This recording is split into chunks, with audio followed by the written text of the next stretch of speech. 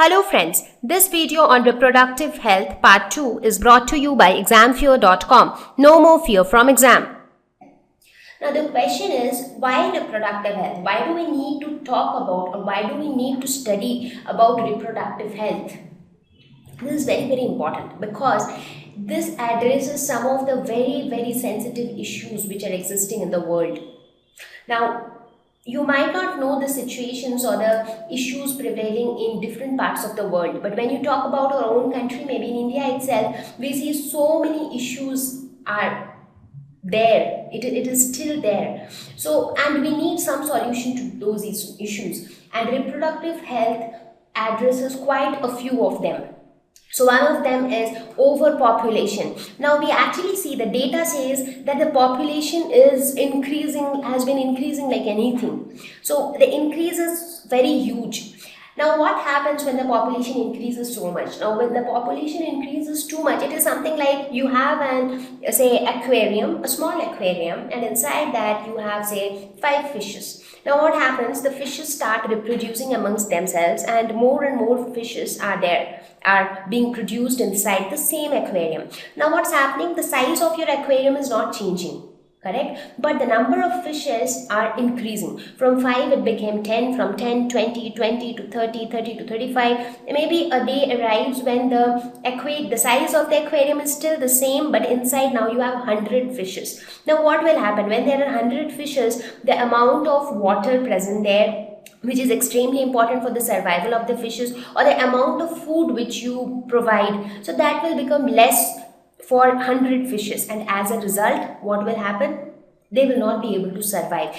One thing that is possible is maybe due to the pressure of so many fishes, the aquarium might break, or the fishes will start dying.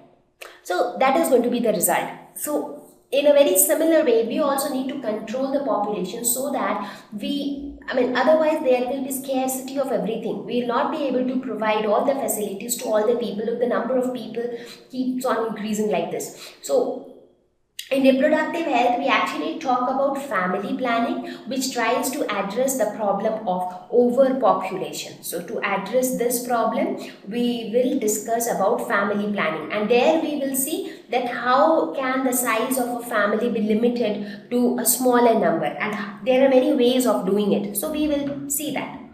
Female feticides, we also see that there are so many people. It happens that the female is pregnant, and by some means they get a sex determination of the fetus done, and they get to know that the fetus is going to be a baby girl. Now not only in India but in many other countries, they have this thinking that they want a baby boy, they do not want a girl child, and I really don't know why. There is no difference between a girl child and a male child, right? But still people have that mindset because everybody wants a boy. I absolutely do not know the reason, but that is how the thought process is there even now. So what happens when they get to know about the sex of the fetus? They get an abortion done. So they do not want a girl child, and this is extremely not correct. Basically, when you are getting an abortion done, you are actually killing a baby. So it has not yet taken the form of a baby. We all saw, right, in the last lesson that how a baby is formed inside a mother's womb. It starts from a single zygote, then the zygote forms morula, then blastocyst, and gradually it develops into a baby. So at the very initial stages itself, you are just finishing it off. So basically you are killing a baby, which is not at all right. So this is another problem which is prevalent in many parts of the world.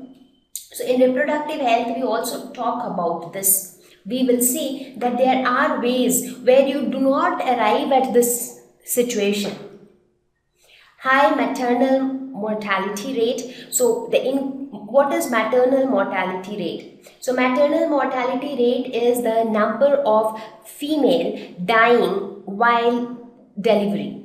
So actually earlier, if you compare to the past, Now it has at least reduced. I mean, now less number of females die during delivery, but earlier a lot of females used to die while delivering or giving birth to a baby, or due to some pregnancy complications or things like that. Due to these kind of reproductive issues, a lot of females used to die. So the maternal mortality rate is used to be really high. Now it has at least improved, but again, we are not only talking about India. In different parts of the world, you will find areas where the maternal mortality rate, which is often termed as MMR, is still very, very high.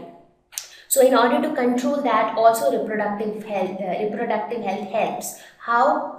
It actually talks about the care that is needed for the pregnant mother. It also talks about the medical facilities that need to be provided to a pregnant female. It also talks about how to take care of a newly born child. Unwanted pregnancies. Now, throughout the world, it has been seen that due to different types of scenarios, people end up having unwanted pregnancy. They do not want a baby, but still they get pregnant. Now, there can be a situation where people casually got into unprotected sex, and as a result, they are pregnant, but they never wanted to be. So that is one scenario. There can be another scenario where some sex crimes happened, like rape or something, and the female is pregnant. So obviously the female never wanted to be, but still she is. So there can be many scenarios of unwanted pregnancies, and these unwanted pregnancies later create a lot of problems. For example, if a female is pregnant unwantedly, what would she like to do? She would like to get the baby aborted because she doesn't want a baby at all.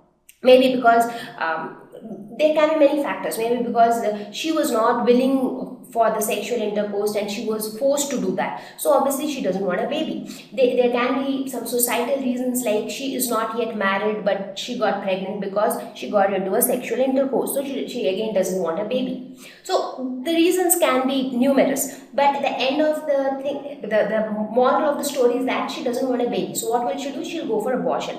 Now when you talk about abortion, there can be many side effects of abortion too. So it is always beneficial to avoid unwanted pregnancies. So now the question is how to avoid unwanted pregnancies. So that is what we will talk about when we discuss the contraceptive methods.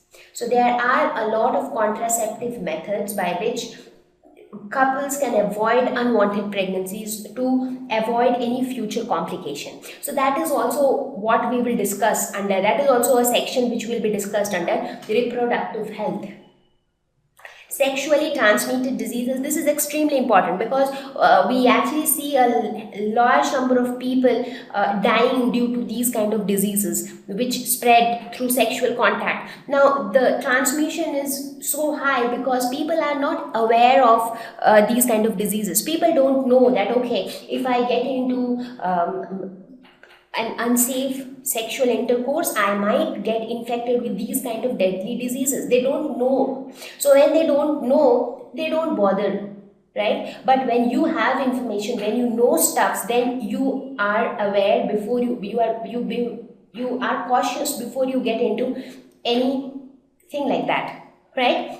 So it is very important that people are educated on all these things, like how to avoid unwanted pregnancies, or how to how to try to prevent the transmission of sexually transmitted diseases, or how to ensure family planning. So these are some of the things which everybody should know at the right time. And the right time is when you are about to enter your adolescence, because when you enter your adolescence, you are actually entering the reproductive phase of your life.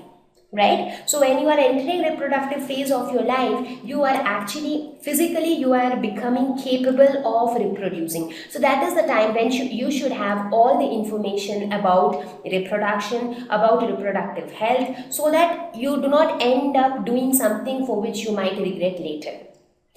Lack of care results in diseased children. So in many times it is seen that people just neglect the care of a pregnant woman, or people neglect the care of a newly born child. So that results in diseased children, and then if the children are diseased, it's like, I mean, they contribute less to the society, and then they become a burden. in some sense, right? So even though now they have also been, I mean, they are also encouraged to do good things, but the question is, when there is an option where you can prevent making them diseased, so that is always better, right? Prevention is always better than cure. So why do you want to neglect the care when you know that that can result in diseased children? Increased sex crimes, so this is again another important crime which is happening throughout the world, and because of that also the reproductive health gets affected. So reproductive health also talks about scenarios which can handle these kind of issues better. Thank you.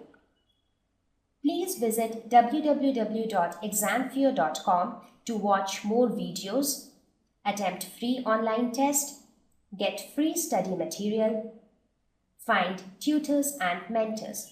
Thank you once again.